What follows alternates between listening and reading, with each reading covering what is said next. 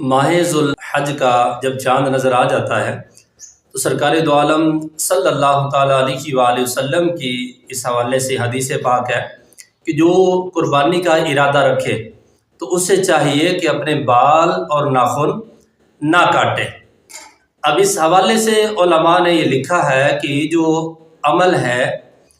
کہ بال اور ناخن وغیرہ نہ کاٹنے والا، یہ استحبابی عمل ہے،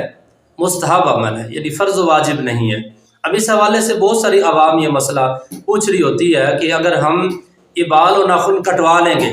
تو کیا ہماری قربانی نہیں ہوگی یا ہمیں قربانی کرنے کا ثواب نہیں ملے گا؟ تو ایسا نہیں ہے،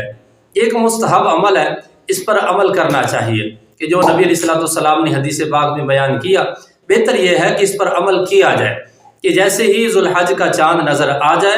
تو بندہ اپنے بال اور ناخن وغیرہ نہ کاٹے۔ لیکن اگر کوئی کٹوا لے گا تو یہ کوئی عمل حرام یا گناہ نہیں ہے،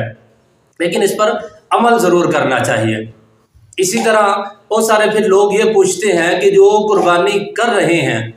کیا یہ ان کے لیے ہے یا جو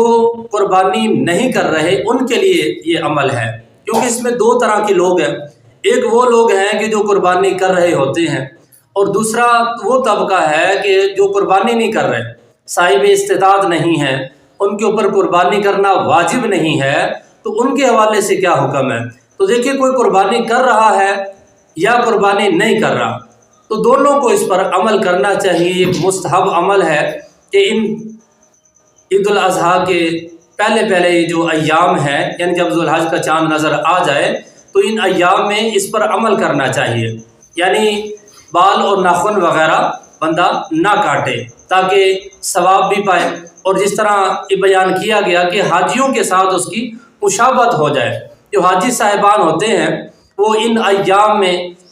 حج پر جو گئے ہوتے ہیں، یعنی جو احرام کی پابندیاں ان پر ہوتی ہیں، تو ان دنوں میں وہ بال نہیں کاٹتے، ناخن نہیں کاٹتے، تو حاجیوں کے ساتھ مشابہت کی وجہ سے، آپ حاجیوں کے ساتھ مشابہت ہو جائے، اس وجہ سے پھر اس پر عمل کرنا چاہیے۔